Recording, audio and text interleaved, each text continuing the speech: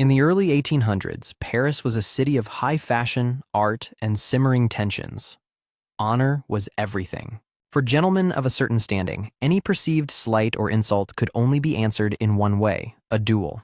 These contests were serious affairs, often involving pistols or swords at dawn to settle matters of pride and reputation. The rules were strict, the stakes were high, and the outcomes were often permanent. It was a brutal tradition. But in 1808, one particular dispute would elevate this tradition to a whole new and frankly ridiculous height.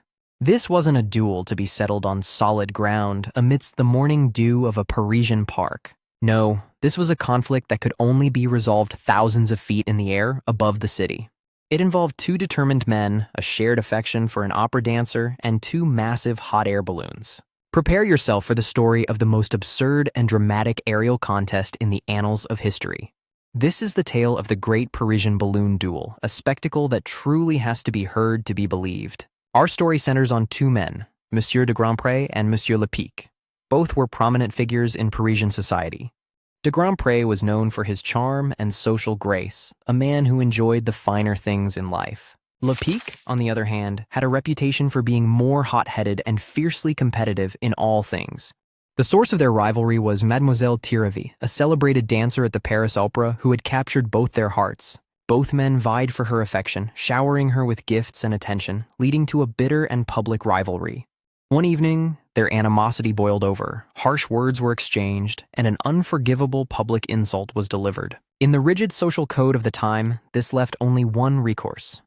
Pique, feeling his honor was stained, challenged de Grandpré. De Grandpré, unable to refuse without losing face, accepted the challenge. The contest of honor was officially on. But this would be no ordinary duel. The challenged party, de Grandpré, had the right to choose the circumstances. And his choice would be so outlandish, so utterly strange, that it would echo through the pages of history. De Grandpré, perhaps seeking to gain an advantage or simply make a grand statement, made his stunning declaration.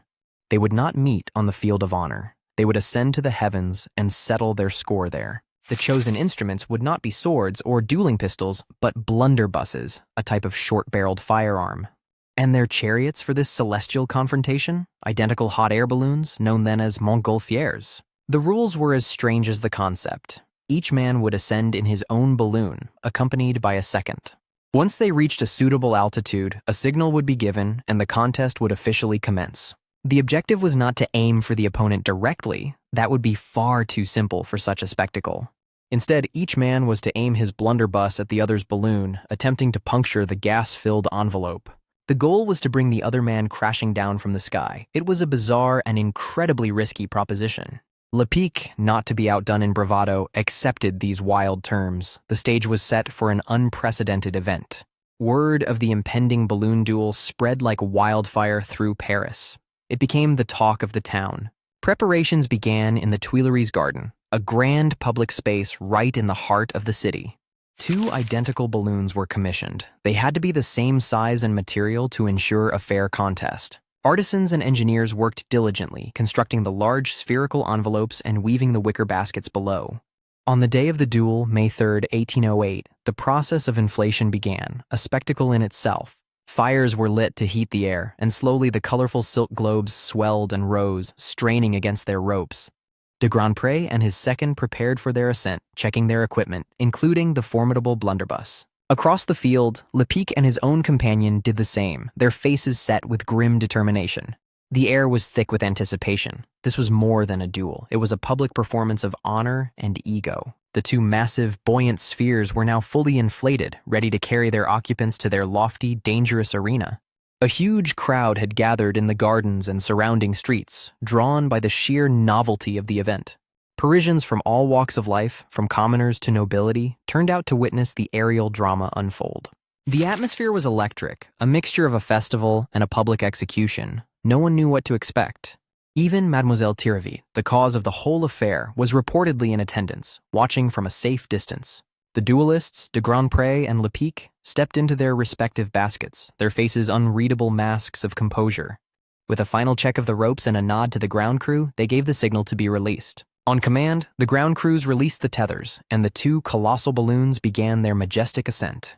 A great gasp and then a cheer rose from the crowd as the balloons lifted gracefully into the Parisian sky. The two rivals floated upwards, side by side, becoming smaller and smaller to the spectators on the ground. The fate of these two men was no longer on the earth, but in the unpredictable currents of the air. The balloons climbed steadily, reaching an estimated altitude of 2,000 feet. The city of Paris became a map below. The wind currents began to separate them, pushing the balloons to the agreed-upon distance of about 80 yards apart. Up in the quiet of the sky, the festive atmosphere of the ground was gone. There was only tension. Monsieur Pique, ever the aggressor, was seen raising his blunderbuss first, taking careful aim.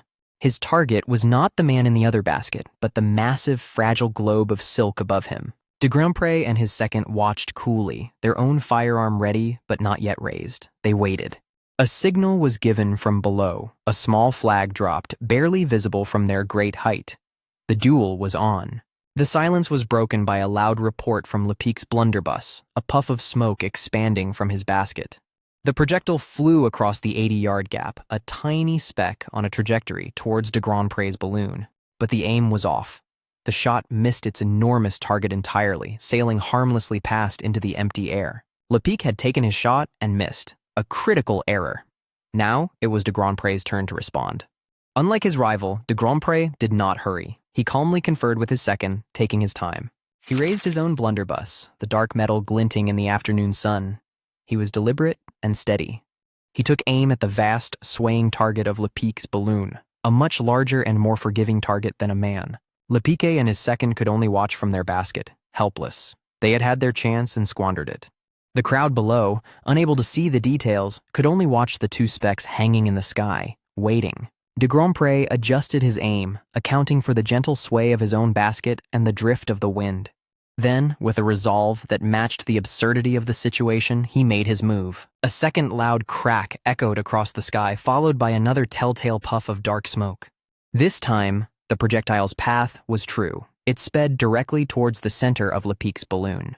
Grandpré's shot found its mark. The projectile tore through the delicate silk of Pique's balloon.